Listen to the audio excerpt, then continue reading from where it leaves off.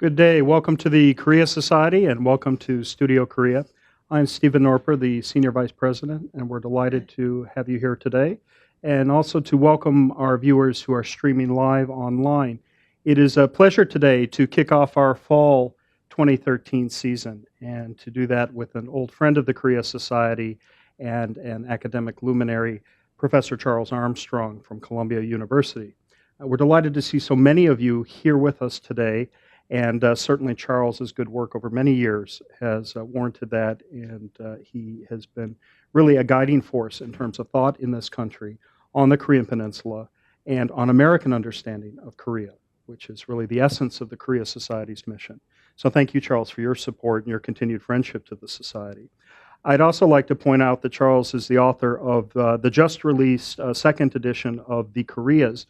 It's actually the first 2014 text I've seen. It's on Routledge Press, and I would strongly recommend it to you, along with the subject of today's discussion, Tyranny of the Weak, North Korea and the World, 1950 to 1992. This is actually the very first book event that Professor Armstrong is doing. He will be in Washington, D.C. at the end of next week at the Wilson Center, and so we're very grateful that he chose to spend the time here today. We'd also like to thank Columbia University for its co-sponsorship. Charles, a remarkable book. O.A. Westhead from LSE says the best book on the history of North Korean foreign policy. Chen Jian of Cornell describes the research you employed as path-breaking. And so my first question for you really is on the idea and the gestation. Why now? Why this book and its appropriateness for this time? Well, it seems that North Korea is always appropriate for the time, and I try to explain some of this Groundhog Day feeling we have when dealing with North Korea, particularly U.S.-North Korean relations, over the last 60 years. The term tyranny of the weak, which may be a little too strong for some people and certainly too strong for most of my all of my North Korean friends, comes out of a reference I found in an article on Cold War history to describe a kind of tail wagging the dog phenomenon of how we might understand the Cold War, not from the point of view of the major protagonists, the U.S., the Soviet Union, and China, but from these smaller, more, as it were, peripheral countries. And it seemed to me North Korea was actually perhaps the best case of a small, relatively weak country that was able to do remarkable things, not necessarily things that we would all approve of, but to maximize its benefit from its great power patrons, and even in some cases, enemies that were more powerful than itself. The beginning of this project had to do with thinking about how to approach the study of North Korea as a historian. It's often said that we can't know anything about North Korea, that we can't do research there, that it's a black box that's completely impenetrable. But that isn't the case. I believe we know a lot more about North Korea than we think we do. But what really drove me to this particular project was the realization that we had so many new archival materials from the former Soviet Union, from East Germany and other Eastern European countries that had been allied with North Korea. And through that, we could get at an understanding of North Korea. It's not doing research in North Korea, it's not North Korea's own archives, but it's the best we have, and it had never really been done before. Interesting, and I think at one point you say perhaps the title could be The World in North Korea as opposed to North Korea and the World. Exactly. But that research really done and housed primarily at the Wilson Center. There is a project that began right at the beginning of the 1990s, the Cold War International History Project, which has been absolutely essential for anyone interested in this history. It involved collating. It's a sort of clearinghouse of material from the former Soviet Union and other mostly formerly communist countries that had archives opened after the collapse of the Soviet Union in 1991. And a sort of subsidiary of that is the North Korea International Documentation Project, which has translated thousands and thousands of documents from Russian, Czech, Polish, German, and to some extent in Chinese. But although I relied quite a bit on that, I have to say, a lot of my own work. Mm-hmm.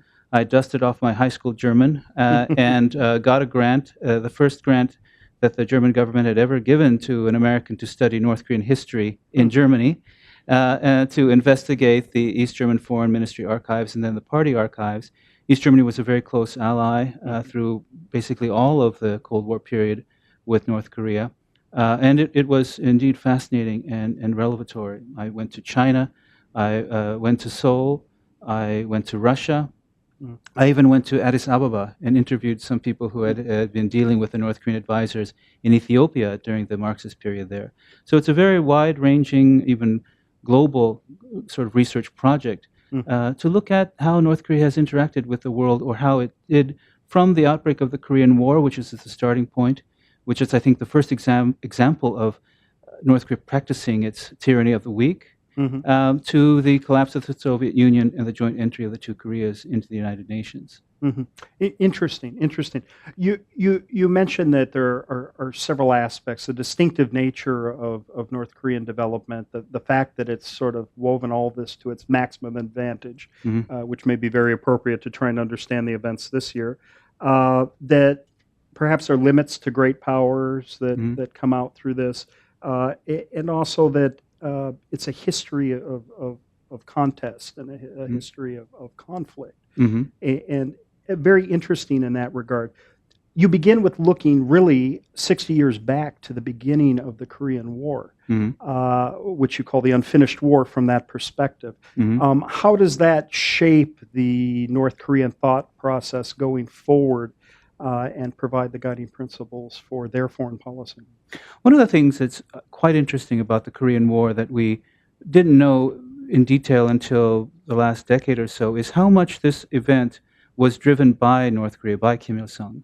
You know, the assumption that Americans especially had at the time was that Kim Il-sung was a proxy of Stalin, and that he was doing Stalin's bidding to test the Americans. But what we now know is that it was really Kim in particular and a few around him who were pushing Stalin constantly. He went to visit Stalin in Moscow numerous times to give support for an attack on South Korea. And if it had not been for that, I'm not sure if it had not been for that insistent pressure from Kim and from the North Korean leadership, I don't think that the Soviet Union would have agreed to this venture. So that was a very bold venture that Kim went on, and it almost succeeded. And I think that it's often forgotten how close the North Koreans were to really taking all of the Korean peninsula. And we would not have a Republic of Korea today had it not been for the U.S.-UN intervention in the summer of 1950. But the fact that the war was not finished, that ultimately unification did not happen, has been a very frustrating thing for, I think, the North Korean leadership to deal with ever since. And there is a sense in which, even though the North Koreans claim victory, the official name in North Korea for this war is the Victorious Fatherland Liberation War, it is a victory that has not yet been achieved, and something that they would aspire for in some form, I think, for the future. That has been a driving force ever since, in addition to the fact that it was the war, I argue in this book, that much more than division itself, created the hostility between North and South Korea that still exists to this day. And that's one reason the Korean division is very different from the German division.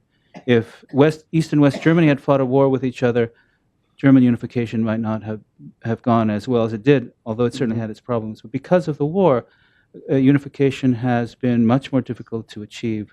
And in particular, on the North Korean side, they do not trust the South Koreans to treat them humanely, I think, should unification be on South Korean terms. So that the war and the memory of that war has perpetuated the division of Korea more than any other single factor.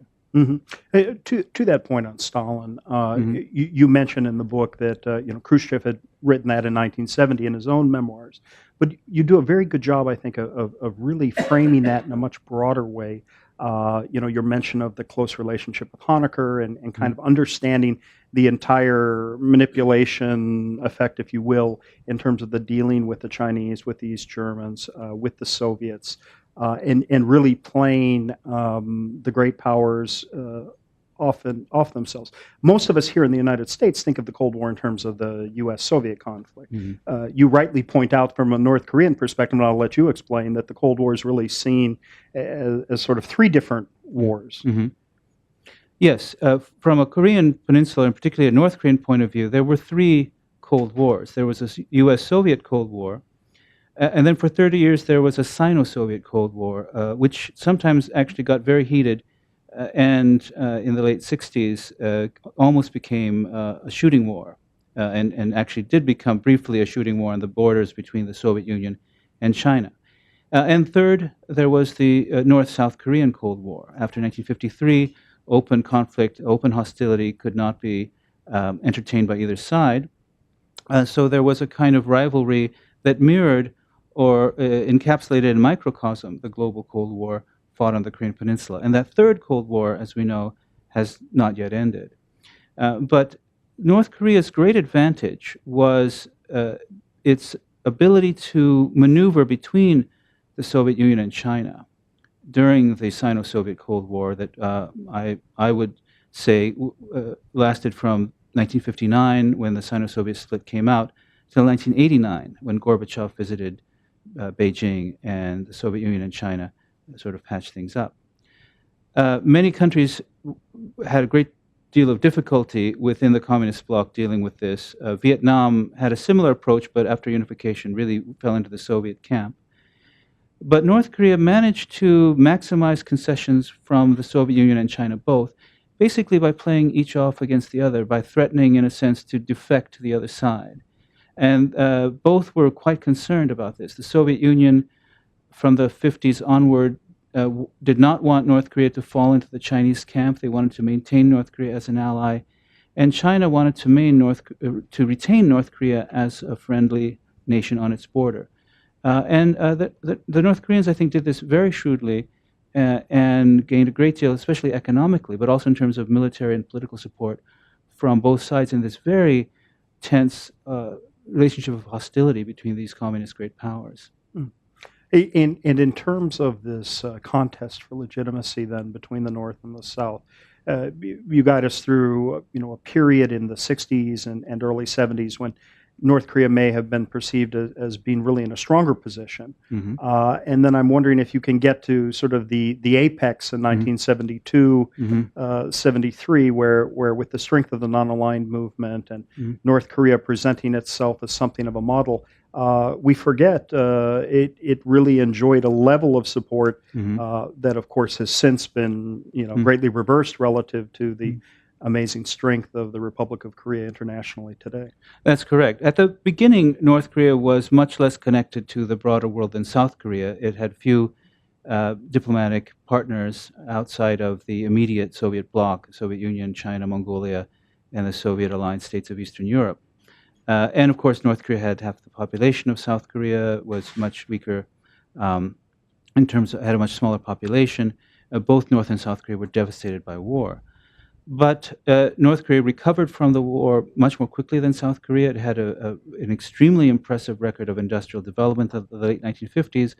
Although I found, looking at the East European records, the economic success of North Korea was much more problematic at that time than we thought. There was a food shortage in 1955, for example, and another one in 1959. But in terms of developing an industrial economy, North Korea did quite well. But it was when decolonization began, especially in the early to mid-1960s, and there were lots of newly independent countries in Asia and Africa, that North Korea sort of came into its own. And a lot of these newly independent nations tended to look at North Korea as a more attractive model for development. South Korea was seen as a client state of the United States, as a corrupt regime that had a very dire economic situation, and North Korea claimed to be independent. It was not aligned in the Sino-Soviet conflict. It had developed this impressive, at least on the surface, industrial economy, and had done so really on its own. This idea of juche, of self-reliance, of independence, was something that resonated widely in the post-colonial world in Asia, Africa, and the Middle East from about the early 1960s to the, say, mid to late 1970s, before the South Korean model began to look much more attractive. By the early 1970s, North Korea had more or less reached parity with South Korea in terms of the number of countries it had diplomatic relations with.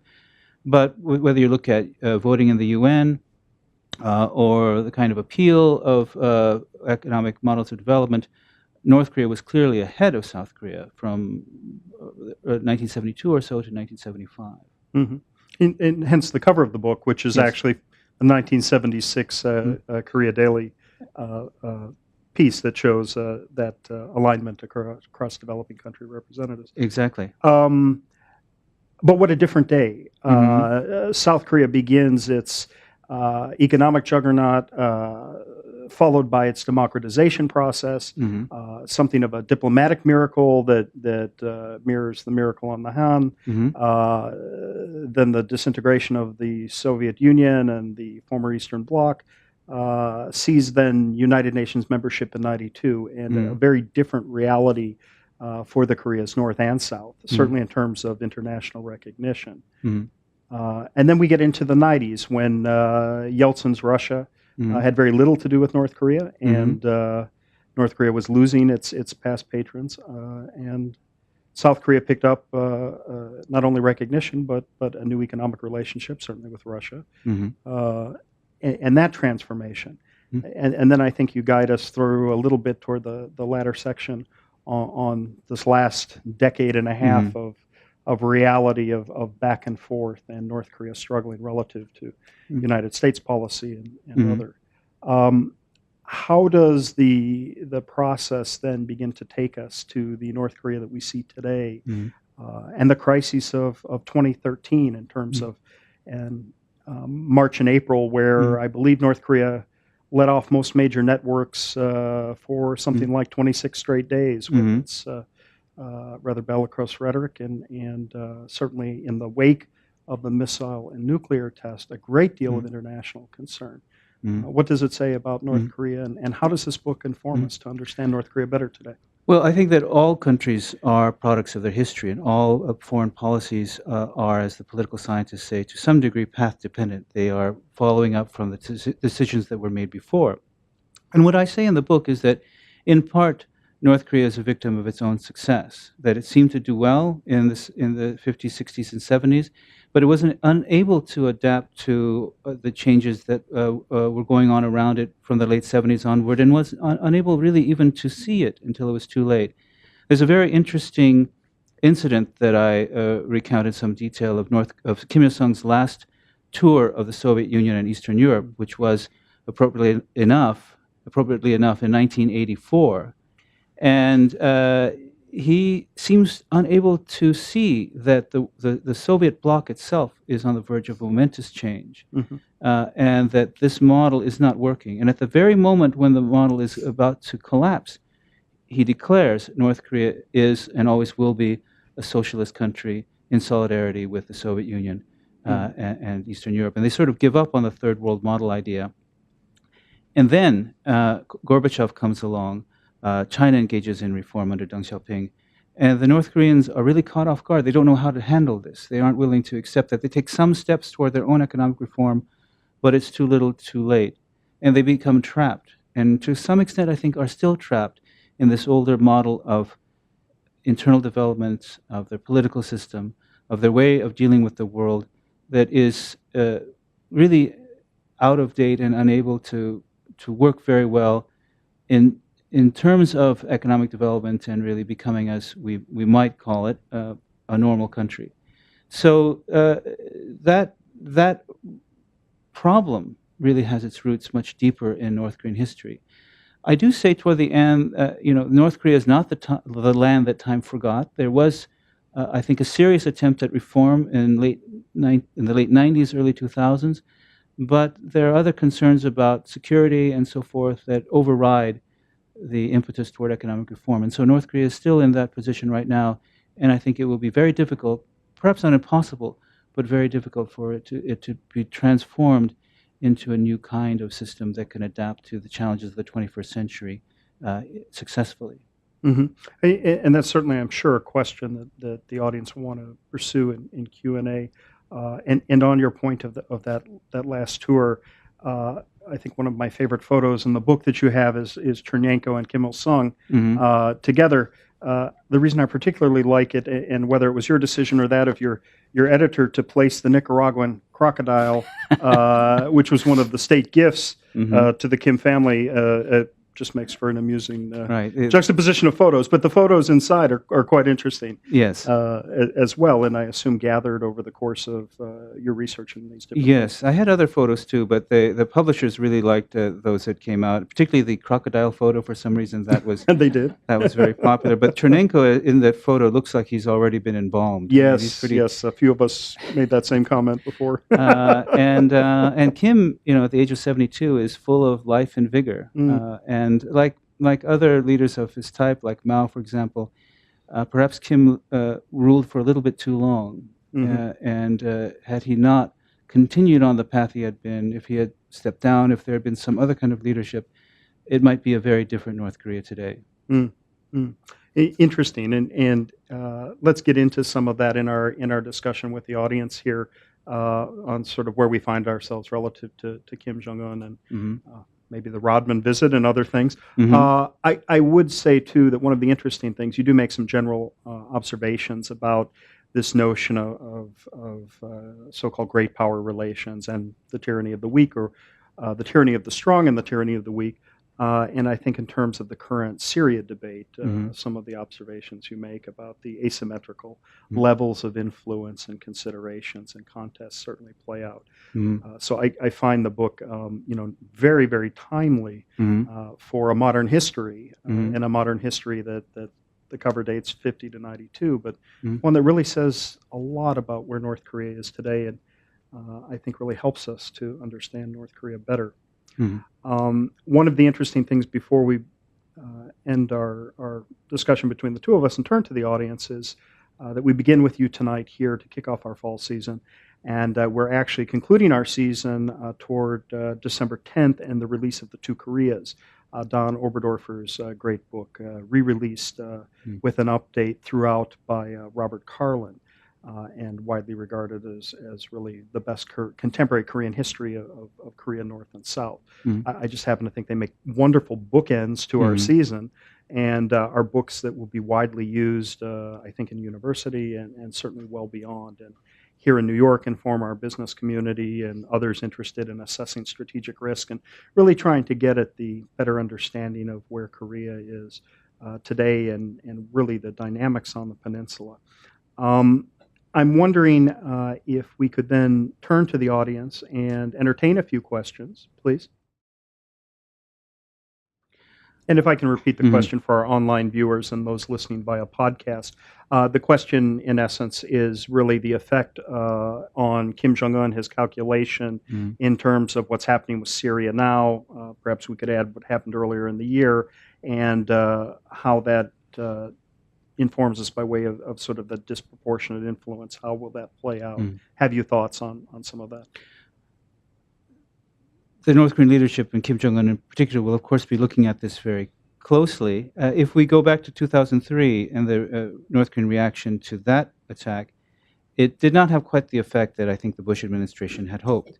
It did not shock and awe Kim Jong-il into submission. Quite the contrary. It convinced North Koreans, and they are still convinced of that to this day, perhaps now more than ever, that you must have a nuclear arsenal. You must stand up to the Americans, and that is the best way to prevent an attack. You have to defend yourself. I think the regime of Kim Jong-un is not only a product of North Korea's internal history and development, but is very much in the way that it interacts with the outside world, and the U.S. in particular, a product of the post-Cold War U.S. policy toward these so-called rogue states or these small regimes.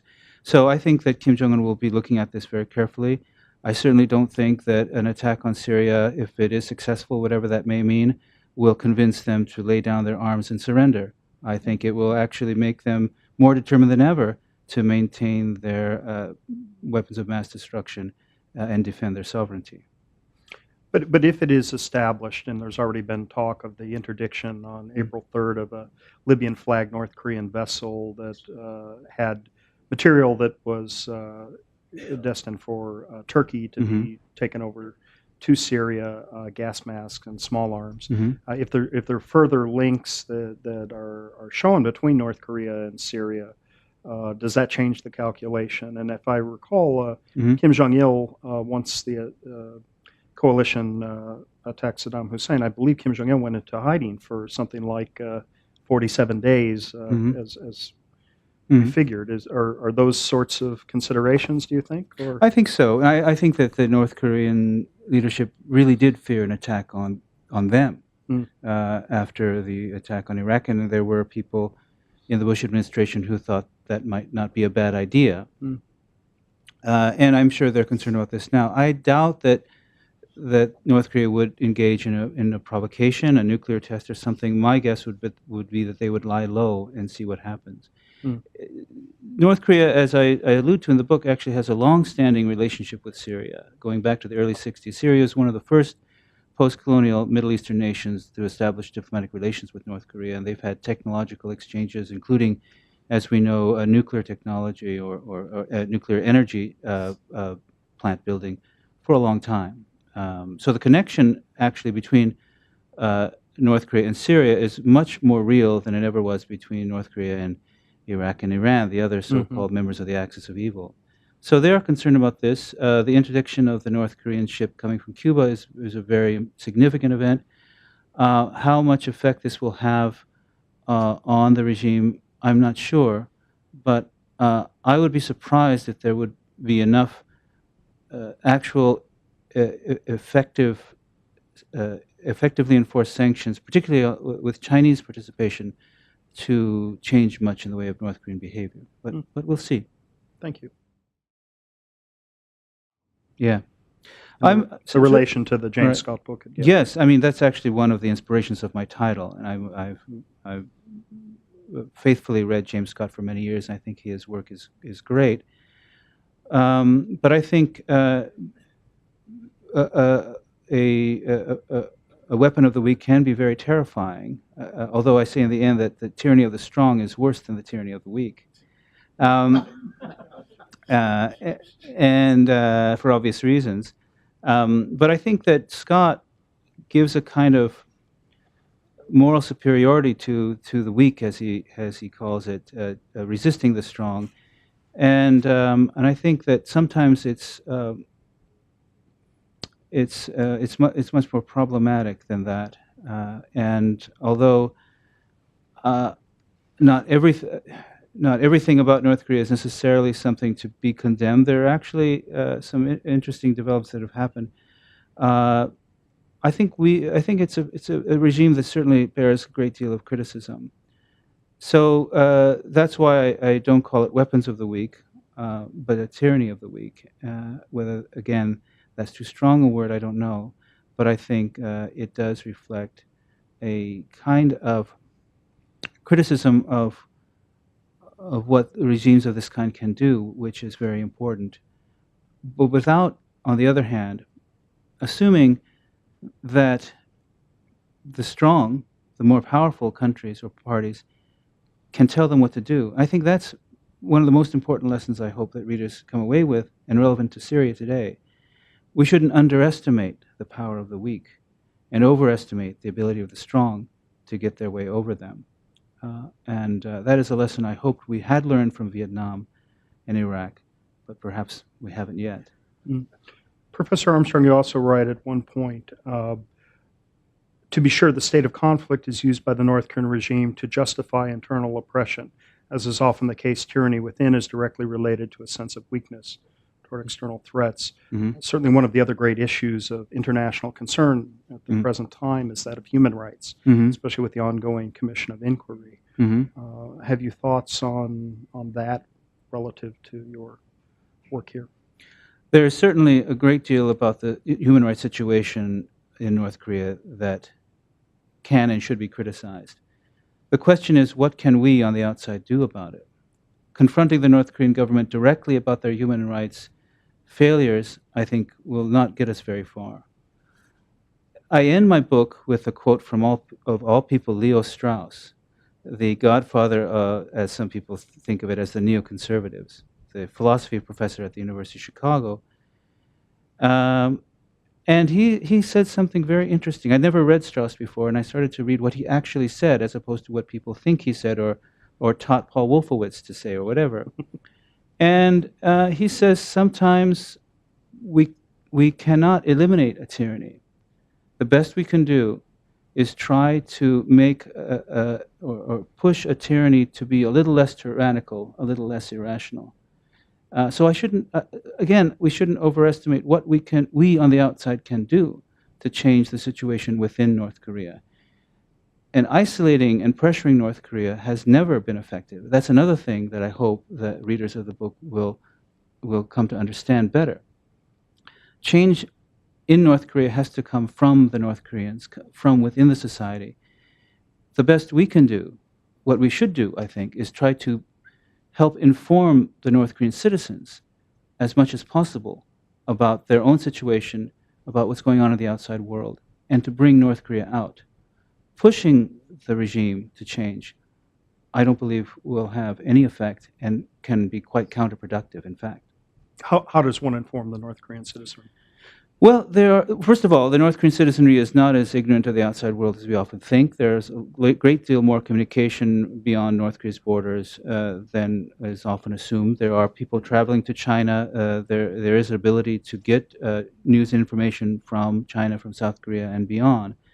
And I think these sorts of methods of bringing that information, it's often very risky for the North Korean people, but I think there is a great desire on the part of many to know as much as possible, and at least a vague understanding that things going on in the world are not quite what they've been told. And I think that we can and should do our best to communicate with them, to inform them, but also to become informed ourselves about, to the extent we can find out the real situation within North Korea and what North Korean people are really about.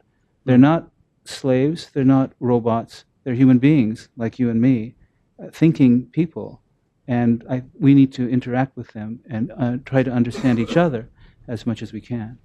Thank you. And that's nice to hear here at the Korea Society, and that we've had a 3-year series now called Knowing North Korea, which is available at koreasociety.org in installments. Please, toward the back. Yes. So the question is, how important was the Cuban Missile Crisis to North Korean understanding of the outside world?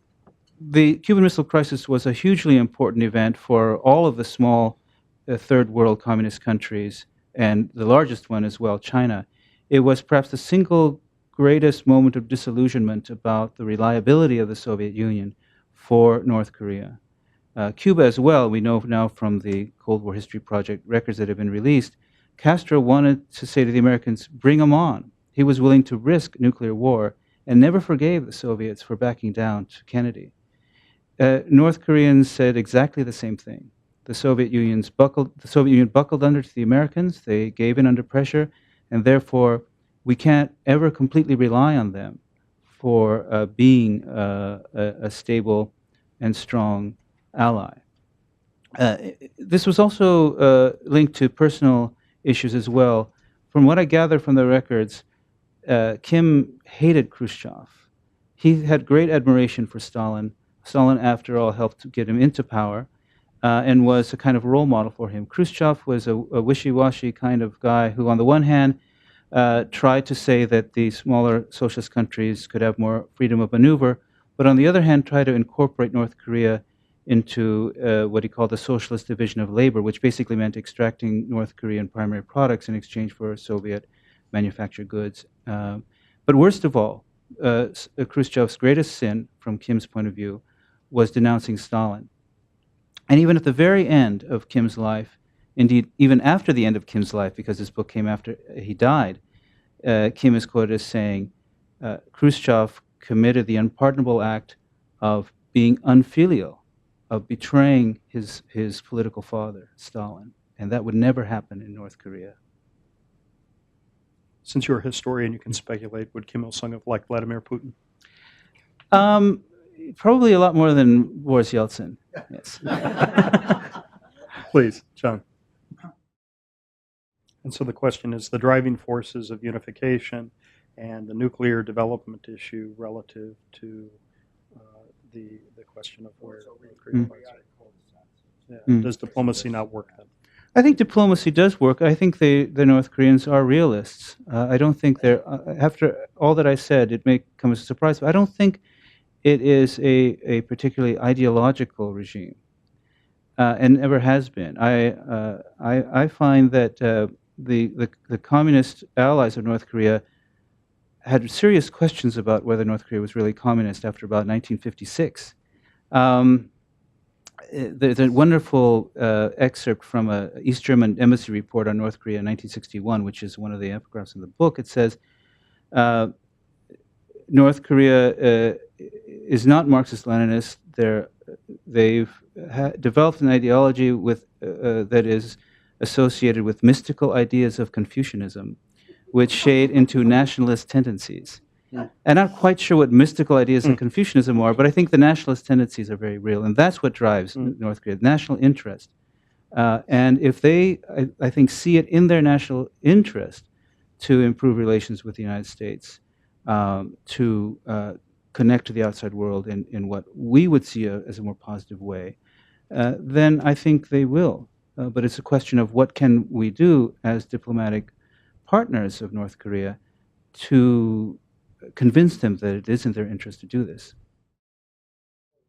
The question is about North Korean policy toward the United States, particularly in the 1970s. When I went into this research, I had always thought that the North-South Agreement of 1972, the July 4th communique, was a sort of symmetrical result of both sides being shocked by the fact that China, in North Korea's case, the United States in South Korea's case, had abandoned them. But what I discovered looking into this is actually South Korea might have felt that way, but North Korea had a great deal of confidence that history was on their side. They were much closer in coordinating with the Chinese about this than the South Koreans were in coordinating with the Americans. And therefore, one of the first things they do during this time of creating a kind of way of dealing with South Korea is reach out to the United States. They through China, through the meetings between Geun-Hye and Kissinger, which John has done research on, attempting to meet with American diplomats in Beijing. And there seems to be a genuine impetus toward improving relations with the United States.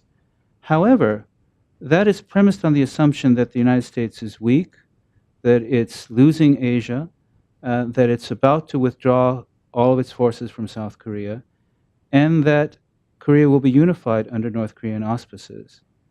And one of the inspirations for that is, of course, Vietnam. And the North Koreans are looking at Vietnam very closely and seeing the Americans lose there.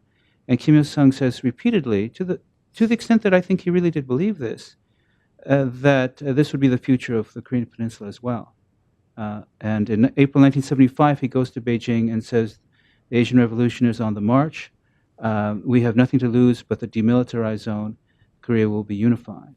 Whether that meant he actually was going to attack South Korea, I doubt. But the Chinese apparently were a little concerned and tried to temper his enthusiasm. So I think that the North Koreans come into the early 70s feeling very confident that they are winning in the competition with South Korea, and that the Chinese and the North Koreans are pushing the Americans out of Asia. Let's jump forward 40 years then. 2013. Do the North Koreans hold it as vital to normalize relations with the United States, or is it all about China? The North Koreans, and I think I also try to show this in the book, have never been comfortable being anybody's lackey. They don't want to be dependent on anyone, including the Chinese. At the present time, in my view, North Korea is trying to reach out and diversify its relationships with the outside world. It is far too much of a stretch to say it wants to be an ally of the United States against China, but it does want, I think, to balance the situation in Asia between China and the U.S. So it is very different from the 1970s. It's not so much trying to push the U.S. out because they know that it's not possible. And I think the North Koreans understand their position really is much weaker now than it was 40 years ago. But they also dislike the deep dependence on China that has developed in recent years and would like to have greater independence and freedom of maneuver, as they have always done, by dealing with multiple partners and at times playing them off against each other. And in a certain sense, I think that for the last 10 years or so, they've been trying to play off the U.S. and China in a way somewhat analogous to how they played off the Russians and the Chinese during the Cold War. Wonderful, thank you. Please help me in thanking our good friend and a wonderful scholar, Professor Charles Armstrong. Charles, good luck with this. Thank you. Thank you. Good luck with the book tour, and good luck at the Wilson Center next week. And we look forward to seeing you back very soon. Thank Thank very you much. all for joining us.